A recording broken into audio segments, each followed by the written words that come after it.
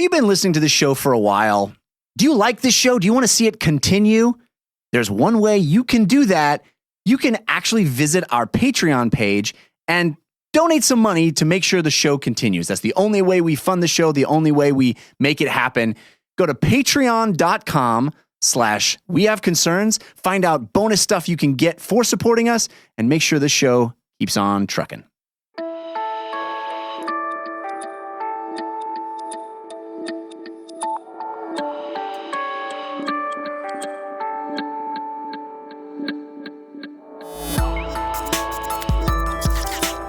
This is not going to end well. I'm sorry you hate the internet so much that you only look at things that make you angry. This is We Have Concerns. Hi, Jeff Cannata. Hi, Anthony Carboni. Hello, concerned citizens. Man, my dog.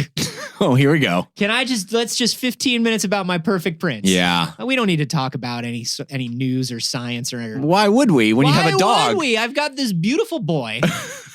Who is perfect in every way, although we did find something out. He's been stealing from you? He has been skimming off the top of the till. Oh, no.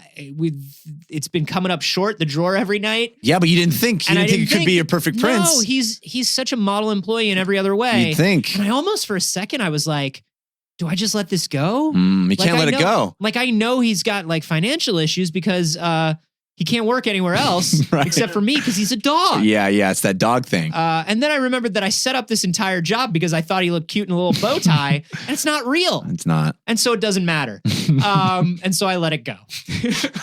I love my dog. Yeah. And I love dogs. Yeah. And dogs love us. And they can be very helpful. Therapy dogs, as a matter of fact, are being used more and more and more in different countries. Over 50,000 therapy dogs are registered in the United States. It's a booming industry. It's a booming industry, and by industry, I mean a booming amount of love from things that love us. Don't you dare turn this into a business, Jeff Cannata. What? They're becoming popular in countries like Norway, Brazil. Like, these are things that are like therapy animals. They're taking off. But something that I don't think people thought of very much.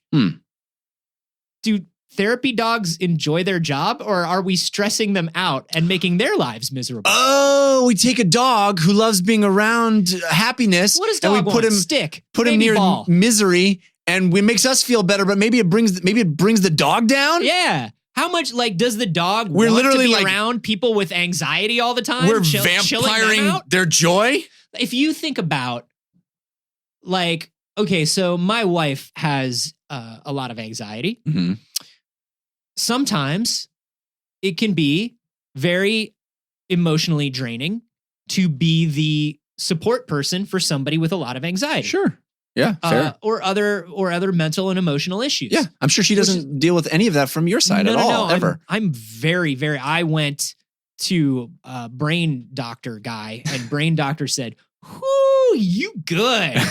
I never Is that what he said? Yeah, he's like, "Can I keep just a picture of your brain on my wall?" And I said, "No, because I'm terrified of cameras." Right. And he said, "Then why are you in the industry you're in?" And I said, "Because I hate myself. I don't want to unpack this anymore. I have to leave my perfect brain and emotional status, and I have to go." But you good? I'm good. And I haven't thought about it anymore since then, except for every night. Now, if we know that it can be emotionally draining or or just physically draining for us to be the support person for people who have physical or emotional needs, wouldn't it be the same thing for a dog? Theoretically, but I feel like a dog is in a position to be... A dog can just bite you. Well, it could bite you. But Run doesn't dog just sort of... I can't bite my wife and run away. I mean, I could, depending on the circumstances. You're just not that fast. She's faster. I feel like dog has a predisposition to happiness. Sure. That people may not. So I feel like maybe dog has a buffer here and won't feel the same kind of dragging down of emotions that a human might. Well, Catherine Tuck, the mighty eagle, submitted a story via email, wehaveconcernshow@gmail.com, that asks this very question: do therapy dogs like their jobs? Oh, yeah. Is there some sort of therapy dog therapy? There's a they get little therapy squirrels. Yeah, but who thinks about the well-being of the squirrel? The squirrel gets a therapy hamster. Oh, I see. And nobody gives a fuck about hamsters. Hamsters is dumb and deserve what they get. I had a hamster and it was a miserable creature. Did you have your own hamster or was it like a class hamster? It was, okay, so class hamster had a litter. Oh. Who wants to take a hamster home? This guy. Wow. Named him Basil after the great mouse detective. Nice. Put him in Did he solve any crimes? No, he was a dick. He was a dick. Yeah. Put him in a little plastic cage. Mm-hmm. Gave him all the things a hamster would want. Every time I tried to touch or pick up or do anything with this hamster, it would bite. Wow. Bite super hard. Yeah. And it was always chewing its way through its cage and trying to escape. And I spent like a large portion of my 6th grade after school time at home with this hamster underneath the hutch in the living room. Me staring at the hamster staring at me being unable to grab the hamster for quite a long time. And then finally putting it back in its cage until eventually this hamster ran out. And you know what I did, Jeff? Uh-oh. What did you do? I opened the fucking door. You let it go? And I said, hey, man, if this is what you want, I am over this. Wow. And I let it go. Did you tell your parents that that's what you did? Yeah. And my mom was like, good, that hamster was a dick. Wow. Because it really was. And it was just like cleaning up after this thing that bites you and tries to run away and wants to be outside. And I was like, fine, go. That hamster's somewhere having an American tail right now. Well, you know what's funny is I was in a cafe in Paris a couple years ago. Yeah. And I was sipping a coffee. Last thing on your mind was that hamster. And I looked up and 3 tables over. What? There was the hamster. Did you make eye contact? With Anne Hathaway. Wow. And I looked over and I nodded and he nodded. And Anne Hathaway nodded. And Anne Hathaway nodded. And that was it. That was it. But it was nice. It was nice to know that both of us were able to escape the burdens that we had together and live a happier life. He did bite me on the way out of the cafe. Yeah. Do you think Anne Hathaway's support animal job is really fulfilling for that hamster? Anne Hathaway, support animal. I feel like that would work. Yeah. I feel like just having Anne Hathaway around would calm me down. It's human to dog, dog to squirrel, squirrel to hamster, hamster to Anne Hathaway. Yeah, that's the way it works. So there was a study in applied animal behavior science. Okay. God, I have really got to subscribe to these journals. Applied Animal Behavior Science feels like a good read every month. Every month, or unless it's a quarterly. Oh, you know what I mean? Then you got to build up the anticipation. The log line, the TLDR of this study is therapy dogs in pediatric cancer wards are not stressed by their work. Oh, judging by the tests they ran, and in fact seem to enjoy it in most cases. How do we determine dog stress? Now, here's how we do it. So first of all, we measure cortisol levels in dogs. We have cortisol. Dogs have cortisol. It's the stress. It's the stress chemical, right? Yeah. So if we get stressed, if we're working hard, if we don't sleep enough, if we're generally bothered, we make cortisol. Right. Dogs do the same thing. So this study was done multi-site, 5 different hospitals around the country, visited over 100 patients, did 26 dogs, tested them. This is the largest. So every dog has 4 patients? Right? Yeah. It's because these patients aren't with the dog all day. Oh. So these dogs really work hard. Well, they're trained. They do, and they're trained in sort of the way that like any other support animal is trained, almost like an animal, like a dog that you would see for the blind, or even like a police animal, something like that. Yeah. They're trained in their responses, and they are shared throughout the day by multiple patients. So this is the largest study we have ever done in this field. So this is the most data we have ever gotten. And so what they did was they measured the cortisol from the saliva of the dogs. Swabs were taken both at home for the dog, like at night after they clock out. Yeah. They're just sitting back. They're watching The Voice. Yeah. You gotta, they've turned off their brain. Yeah. Let off some steam. Just relax. The significant other dog is like, how was work? And it's like, you know what? It was cool. I don't really want to get super into it. Yeah. I just kind of want to leave it at the office if that's fine. 4 patients in a day is a lot. It's a lot to take on. Yeah. And I think the significant other dog understands that. But like, does not like The Voice. She wants to watch something else. She wants to watch something a little more engaging. You know what I mean? Like, we're living in the golden age of TV. Yeah. Says the significant other dog. Right. And it's like, why are we like watching all this reality competition bullshit? Like, let's really dig. I've heard great things about Fargo, and we haven't even watched an episode. But I just want to shut off my brain because I've been giving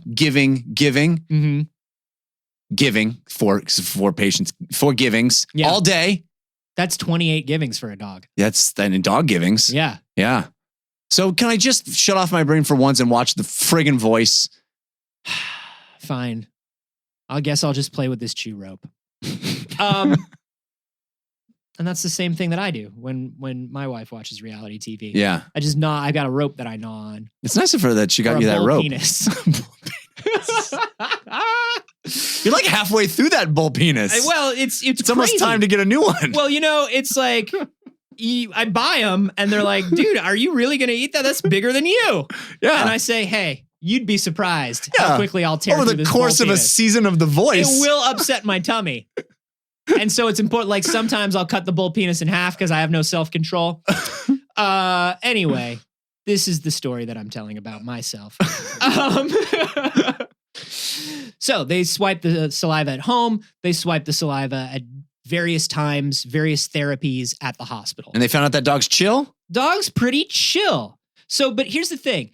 They also have to be able to separate cortisol being created for good stress and bad stress. We've talked about eustress before. Yeah. Eustress is like the good stress you get like when you're playing a board game and you're making a particularly difficult decision or you're playing a sport. So like dog is chasing ball, a little bit of cortisol, right? Because there's a little bit of good stress. So they had to kind of like figure that out. So they also videotaped and analyzed the dog's behaviors throughout the day and then correlated it to the saliva samples. So looking for things like, is my dog's tail flattening out? Is it shaking? Is it like doing the thing where it's showing you the whites of its eyes? Like all these dog stress things that we see. Is it making happy responses?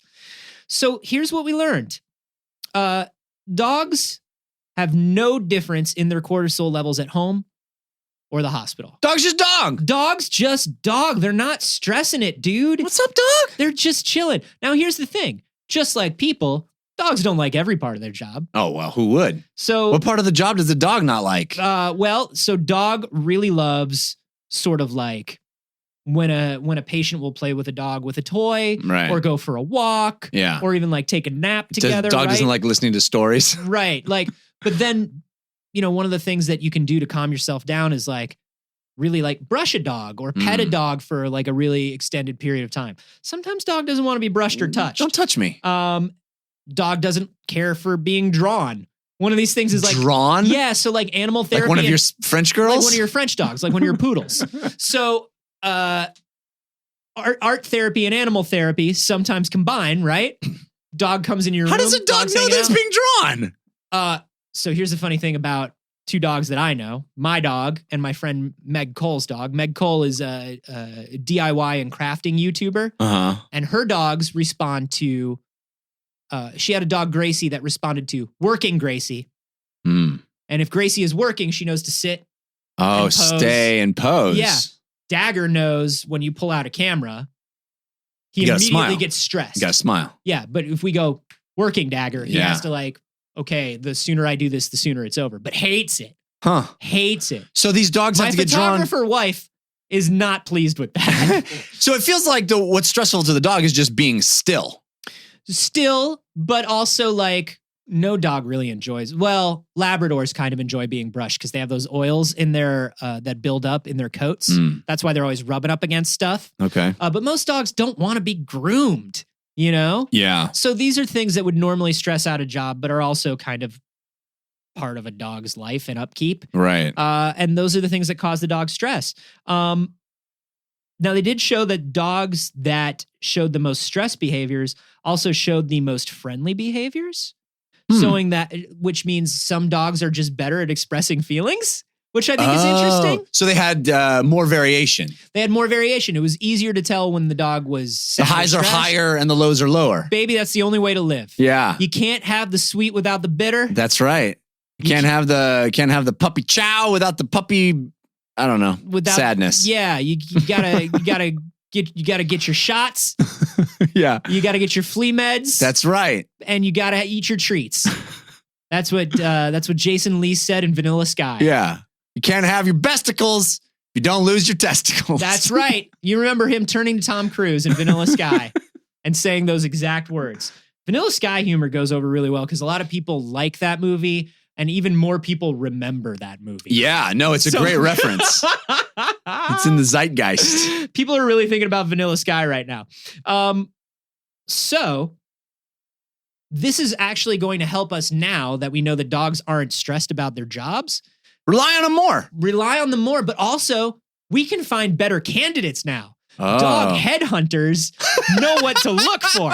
Dogmonster.com. Oh, man. They know what questions to ask. Would it be licked in? It would be licked in. Yeah. There you licked go. in. Jeff. You got Thanks. your I got one. to that. I got there. A lot of therapy dogs are volunteers. People volunteer their pets because dogs can't speak as much as I wish mine could. Or raise their every hand night. if they, it's like who volunteers, raise your hand. Sometimes dogs have I a hard think about time with how that. much of my human body I would trade for my dog to be able to speak.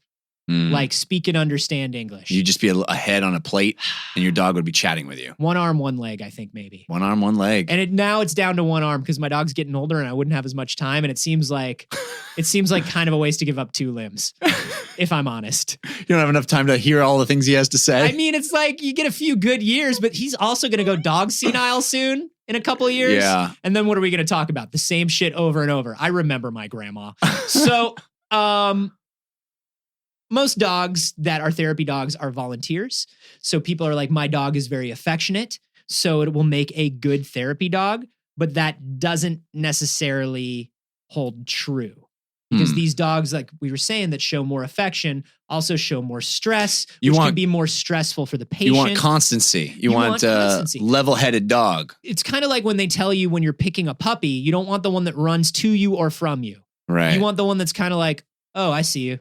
And then just goes about its business. That's kind of the dog that makes the best therapy dog as well, is the one that's like, hey, we can do this shit together. We can do things apart. Yeah. I don't need it either way. I'm just trying to clock in, clock out, and see what happens on The Voice tonight. It's like dating, right? It's if they want you, it's less exciting. Yeah. You got to be aloof, and then they want you more. Exactly. The best therapy dog is a dog that negs a cancer patient. Yeah, ghost dog. That's not true at all. What you just want a dog that's even tempered, and now they know that. Yeah. And what I love about this is I actually have thought this a lot. I'm like, is this stressful for the dog? Like how much of the stress and the sort of high levels of emotion do dogs pick up? Yeah. At a place like a cancer ward. This feels like what I would have just intuited. The dogs are happy. He doesn't know. It's fine. Dog, look how happy that dog is. Yeah, he doesn't care. I guess to an extent. That's the whole reason we have dog here is because I feel like shit, but dog seems so happy. Now I feel better. That's true. I feel like that's just what I would have assumed. I guess sometimes we do underestimate animals, but sometimes I definitely overestimate animals. Yeah. And I was just like, oh He's man, fine. The dog must feel like a little bit of the sadness or the stress. It must transfer the dog. Nah, dog just don't want to be brushed. He doesn't want to sit still. Dog don't want to He's sit. got stuff to do. Yeah. Dog will sit if you're giving it treat. Yeah. Watching TV. Yeah, then I gotta go. Dog doesn't want to be brushed. I'm too happy to sit still. Yeah. So now you know. Was this something that was intuitive to you all? Was this something that you thought maybe more like me, the dogs kind of picked up on the stress around them? Let us know on Twitter. I'm at @Carboni. I'm at Jeff Canada. And you can hashtag those. You can hashtag those good dog.